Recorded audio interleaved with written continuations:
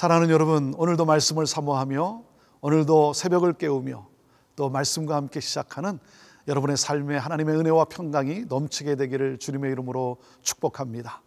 우리는 어제까지 매일매일 말씀 묵상 가운데 요한복음을 마쳤습니다.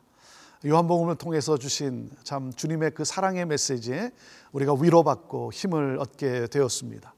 오늘부터 3일 동안 우리는 구약 성경의 학개서 말씀을 함께 묵상하게 됩니다. 이 말씀을 펼쳐고 이 말씀을 묵상하는 가운데 정말 하나님의 타이밍이 얼마나 놀라운지 참 전율을 느낍니다. 이 시대에 또 이 시기를 살아가는 우리에게 주시는 정말 하나님의 음성을 오늘 듣게 됩니다.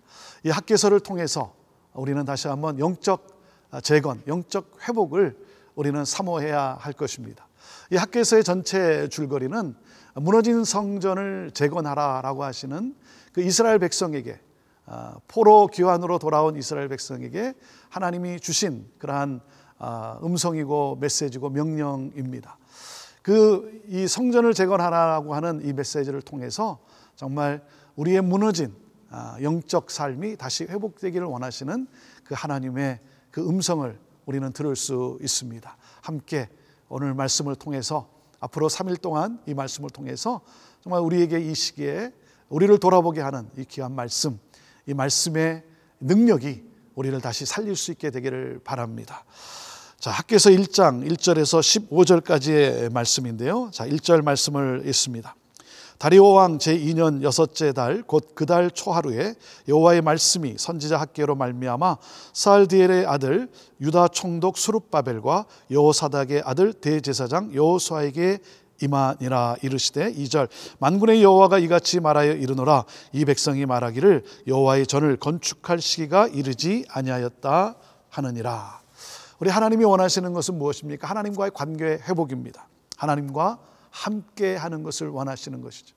하나님과 함께 할 때 거기에 하나님의 복이 함께 한다라고 하는 이 메시지, 학개서를 통해서 우리에게 들려주시고 있는 것이죠. 바벨론의 포로로 있던 이스라엘 백성에게 하나님께서 은혜 가운데 이제 다시 이스라엘로 돌아갈 수 있는, 귀환할 수 있는 은혜를 주셨습니다. 그래서 이 포로에서 돌아온 이스라엘 백성들, 그들은 예루살렘 성전 재건을 위해서 그들이 헌신하였습니다. 그리고 그 꿈을 가지고 돌아왔습니다. 돌아왔지만 막상 이 성전을 재건한다는 것이 결코 쉽지가 않았죠. 왜 그렇습니까? 이 성전을 재건하는 데 있어서 이미 그 땅에 정착하고 살고 있는 사람들의 방해가 컸다는 것이죠. 그리고 귀환해서 돌아왔지만 정말 내 삶을 다시 일구어야 되는 그 일들이 얼마나 참 바쁘고 힘들었겠습니까? 그런 가운데 그만 성전 재건을 멈추고 말았습니다. 그리고 16년이 흘렀습니다. 16년 뒤에 지금 하나님께서 이 수룹바벨과 그리고 대제사장 여호수아를 통해서 말씀하고 계신 것입니다. 여호와의 전을 건축할 시기가 이르지 아니하였다 너희들이 그러고 말하고 있는데, 이 바사의 다리오 왕 제2년 이 16년이 흐른 이 시점에 성전은 무너진 상태로 그냥 방치되어 있었다는 거죠. 왜 그렇습니까? 이들은 건축할 때가 아니구나라고 그렇게 판단을 내렸다는 거죠. 정착해 살고 있는 사람들의 방해, 그리고 여러 가지 조건이 얼마나 힘들었습니까? 그래서 여건이 쉽지 않았다는 거죠. 그리고 이들은 어떻게 판단했습니까? 우리의 때가 아니고 우리의 다음 때가 되겠구나, 이렇게 결정을 했다는 거죠. 이들은 하나님의 성전을 재건하는 일에 무관심하지는 않았습니다. 그들은 그 꿈을 가지고 왔습니다. 하지만 영적으로 민감하지 못했다는 거죠. 자신들의 때가 아니다, 이렇게 결론을 내린 것입니다. 그래서 하나님께서 너희가 어떻게 그렇게 판단을 하느냐라고 하는 것이죠. 그래서 3절 말씀에 여호와의 말씀이 선지자 학개에게 임하여 이르시되 4절 이 성전이 황폐하였거늘 너희가 이때에 판벽한 집에 거주하는 것이 옳으냐. 자, 왜 이들이 성전 재건하는 것을 멈추었습니까? 자기들이 사는 것도 만만치 않았다는 거죠. 그래서 성전 건축, 성전을 재건하는 것보다 먼저 우리의 삶을 재건하는 것이 더 우선이겠구나 하고 자기들의 집을 건축했다는 것입니다. 자기들의 삶에 안주했다는 것이죠. 이것이 그들이 가진 우선순위였던 것입니다. 자신의 의식주를 챙기는 것, 이것이 먼저였다라고 하는 것이죠. 그래서 우리 주님은 말씀하신 것입니다. 너희가 지은 집에 거주하는 것이 옳으냐. 5절 말씀입니다. 그러므로 이제 만군의 여호와가 이같이 말하노니 너희는 너희의 행위를 살필지니라 그랬습니다. 너희의 행위를 돌아보라는 것이죠. 너희가 지금 옳은 그런 삶을 살아가고 있느냐. 너희는 지금 나와 함께하는 삶을 살아가고 있느냐. 그러면서 이들이 지금 어떻게 살아가고 있는가 보십시오. 6절부터 말씀입니다. 너희가 많이 뿌릴지라도 수확이 적으며 먹을지라도 배부르지 못하며 마실지라도 흡족하지 못하며 입어도 따뜻하지 못하며 일꾼이 삭슬 받아도 그것을 구멍 뚫어진 전대에 넣음이 되느니라. 너희들이 처한 지금 삶을 한번 돌아보라는 거죠. 너희들이 그렇게 열심히 씨를 뿌리지만 너희들이 기대한 수확을 얻지 못하지 않았느냐. 너희가 먹어도 배부르지 못하고 마셔도 흡족하지 못하고 입어도 따뜻하지 못하고 너희가 열심히 일을 했지만 삭도 충분히 받지를 못하지 않았느냐라고 하는 거죠. 열악한 경제생활, 너희들이 이렇게 열심히 산다고 하지만 열악한 경제생활, 열악하기 때문에 건축할 때가 아니라고 말하지만 너희들의 판단이 틀렸다라고 하는 겁니다. 너희들의 판단이 틀렸다. 그러면서 뭐라고 말씀합니까? 7절 만군의 여호와가 말하노니 너희는 자기의 행위를 살필지니라. 다시 행위를 살펴야 보아라 라는 겁니다. 그러면서 뭐라고 명령하십니까? 8절입니다. 너희는 산에 올라가서 나무를 가져다가 성전을 건축하라. 그리하면 내가 그것으로 말미암아 기뻐하고 또 영광을 얻으리라 여호와가 말하였느니라. 하나님이 기뻐하시는 것은 하나님의 임재라는 것입니다. 거기에 하나님의 영광이 있다는 것이죠. 자, 그러면서 이렇게 말씀합니다. 9절 너희가 많은 것을 바랐으나 도리어 적었고 너희가 그것을 집으로 가져갔으나 내가 불어버렸느니라. 나 만군의 여호와가 말하노라.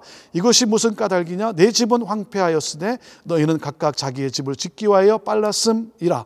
10절 그러므로 너희로 말미암아 하늘은 이슬을 그쳤고 땅은 산물을 그쳤으며 11절 내가 이 땅과 산과 곡물과 새 포도주와 기름과 땅의 모든 소산과 사람과 가축과 손으로 수고하는 모든 일에 한재를 들게 하였느니라. 그들의 삶이 왜 고단하다는 것입니까? 왜 그들이 기대한 것처럼 얻지 못한다라고 했습니까? 그것은 바로 하나님의 전을 황폐하게 내버려 두었기 때문이라는 겁니다. 자기의 집을 짓기에 분주했다는 것이죠. 그래서 하나님은 16년 동안 자연재해를 통해서 그것들을 통해서 기대하는 것을 얻지 못하게 하셨다는 겁니다. 너희들이 판단이 잘못되었다는 거예요. 지금이 성전을 건축할 때다. 바로 하라는 것입니다. 사랑하는 여러분, 우리가 왜 고단한 삶을 살아갑니까? 우리가 왜 열심히 수고하고 노력했지만 얻지 못합니까? 우리가 얻은 것으로 우리가 행복하게 살 거라고 그렇게 우리가 믿었지만 왜 여전히 행복한 삶을 살지 못하는 것입니까? 그것은 바로 하나님이 길을 열어주셔야만 되는 것이죠. 하나님이 허락하셔야만 되는 것이죠. 하나님이 허락하셔야 된다는 건 뭡니까? 우리의 관계가 하나님과 여러분 하나가 되어야 한다는 것이죠. 하나님을 기뻐할 때 하나님께서 우리가 수고한 것보다 더 넘치게 우리에게 복을 주시는 하나님 아니십니까? 모든 것이 하나님께 있는 것 아니겠습니까? 하나님과의 관계가 끊어졌을 때 하나님은 우리가 아무리 수고하여도 우리는 얻지 못할 것이고 우리가 아무리 노력하여도 그 노력으로 행복하지 못할 것을 말씀하고 계십니다.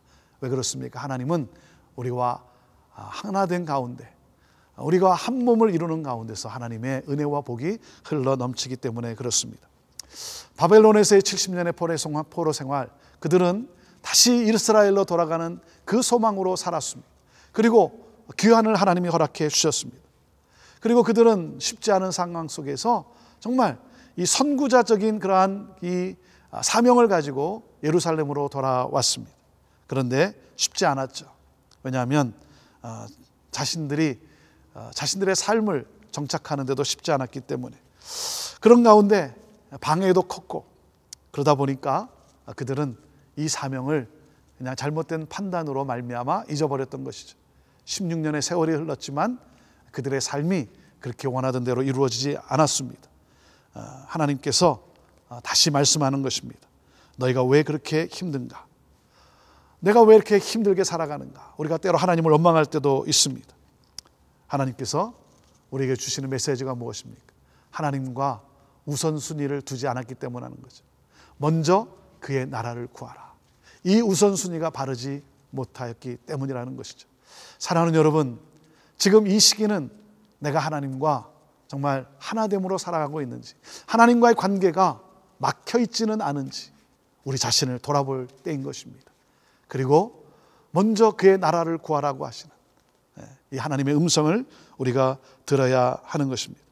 뭐라고 말씀했습니까? 산에 올라가서 나무를 가져다가 성전을 지으라는 겁니다. 자꾸만 할 수 있는 게 없다, 재료가 없다라고 핑계대지 말고 어떤 나무든 꼭 백향목이 아니어도 괜찮다. 잡목을 가져다가라도 지으라는 것입니다. 지어라.